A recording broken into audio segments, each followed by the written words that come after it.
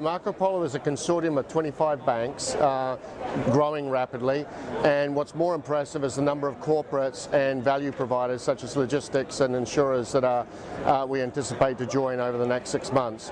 Marco Polo is focused on open account trade finance, which basically focuses more on the corporates and how the corporates actually work within their supply chains, and then translating those transactions down to banks and value-added providers, creating an ecosystem of potentially millions of businesses. What we decided to do was focus on large corporates and how they worked with their supply chain.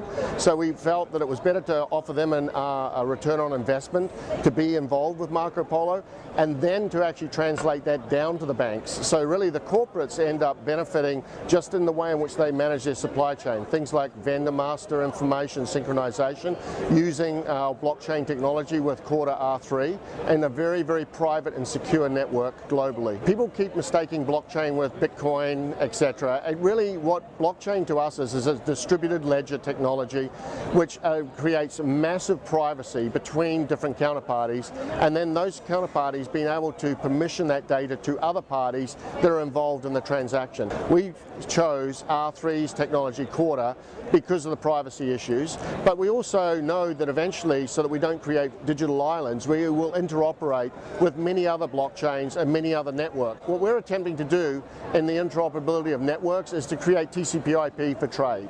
It's the easiest way to look at this. So that's the network layer, and as such that must interoperate, and therefore the various blockchain technologies being able to interoperate is going to be a major step forward, and we're very close to making that a reality today.